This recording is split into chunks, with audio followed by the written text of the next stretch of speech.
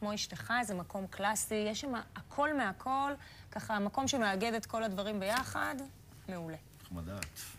עכשיו אני רוצה להציג את האורחים שלנו. אבי זייתן, בעלי חברת זייתן לייעוד שיווקי אסטרטגי, ואשת העסקים שלי גפני, שהיום מייצגת קומפלקס מגורי יוקרה בנתניה. אבי, זה בעצם ככה איזושהי אסטרטגיה חדשה של בעולם הנדל"ן, שימוש בסלבריטאים, נכון? נכון, יחסית את עולם הסלבריטאים אנחנו כבר מכירים את השימוש בהם כבר שנים רבות בעולם של מוצרי צריכה, תקשורת, סלולר וכדומה. לאחרונה אנחנו רואים את זה בעולם הנדל"ן, ראינו את אילן פיבקו, את אסי עזר, בהרבה מאוד פרויקטים נדל"ניים. אין ספק שהפרזנטור יש לו תפקיד מאוד משמעותי לייצר בולטות ונכסיות לפרויקט.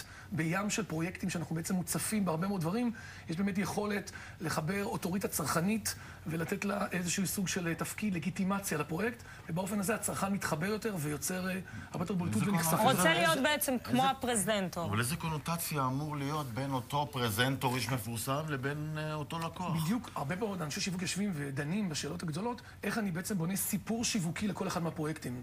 הבחירה של הפרזנטור, שעוד שנייה אנחנו נשמע גם למה נעשתה, נעשית מתוך השיקולים של איזה סיפור אני רוצה לספר. האם את סיפור המשפחתיות, או היוקרה, או המשתלם, בעצם על אותו טריטוריה, אותו ערך שאתה רוצה לבנות, אתה בוחר את הפרזנטור שיתאים בצורה מאוד ברורה להיות אישיות עמוקה.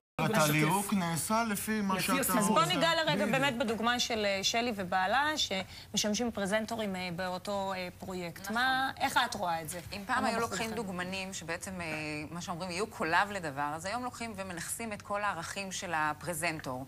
אם זה משפחתיות, אנשי עסקים, אנשים שאוהבים את חיי לייפסטייל, אנשים שאוהבים ים, שפה בעצם גם אופק וגם אני משתלבים בצורה מאוד מאוד יפה לפרויקט. הקונספט של לגון בעצם יושב על הים.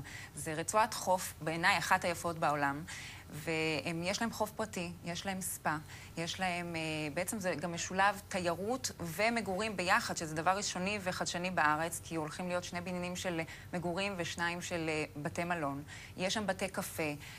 בעצם זה לקום בבוקר, אנחנו תמיד חולמים ללכת ולעבוד כל החיים קשה, כדי שיום אחד נוכל להגיע למקום ההוא שאנחנו יושבים ושותים את הקפה שלנו בבוקר מול הים, לעשות בריכה או שניים לפני יום העבודה, ללכת, להתחיל את היום, ולא לדבר על לחזור אחרי יום מפרך ולחיות. זה בעצם המוטו שלי ושל בעלי, שזה מה שאנחנו רוצים. אז את חושבת שהבחירה נעשתה עקב זה שאתם מייצגים פשוט משפחה יפה, משפחה מושלמת, היפה, המוצלחת. היום הקהל יודע ומבין שבעצם אם הם יכולים, אם הם כאלה, ואני אוהב את הנכסים שהם מראים, אני רוצה כמוהם. יש בזה עוד ערכים מעבר. גיא, אני חושב שבאמת מדובר פה גם על חיבור ליוקרה. זאת אומרת, שלי בעיניי מביאה גם את עולם המשפחתיות, גם את עולם היוקרה, ובאמת אני מחפש את הדמות שהיא אמינה ויוצרת ביטחון. בסוף זה הבית שלי. לא משנה אם זה להיום, למחר או למחרתיים. כשאתה קונה בית, חשוב מאוד לבחור שהפרזנטור נותן לי איזושהי סוג של תחושה של ביטחון שאני בוחר נכון. כי את אחרת באמת קצת עובד עצות בעולם של כל כך הרבה ריבוי פרויקטים. אני רוצה להיות כמוהו, בדיוק. ואני רוצה להיות דומה לה, ולסגל אורח חיים ולייפסטייל כמוהו. אני גם רוצה להיות דומה לה. אז אני רוצה להיות דומה לה. אתה מוזמן לבוא, אני אקבל אותך בכיף. עכשיו, אם אתה שם לב, לאחרונה הרבה מאוד פרויקטים נדל"ניים משתמשים גם בסלבים בנושא של יחסי ציבור. שגליה מאור קנתה דירה בבנייני כזה וכזה, נותן איזשהו פלר מסוים לאנשי עסקים, קורץ להם, תבואו לפה, זה מיליה מסוים. או שחקן כזה, או שחקן כדורגל, אתה רואה הרבה פעמים שימוש... נשב עם גליה ביחד, נשוחח על עסקים ליד הפח זבל. כזה. אז כולם אוהבים להיות קצת באבק של הכוכבים. לגמרי, זה מקרין מאוד טוב. חשוב רק לזכור שהרבה פעמים שאלת הפרזנטור היא מאוד משמעותית. את מי זוכרים? את הפרזנטור או את הפרויקט? את המותג?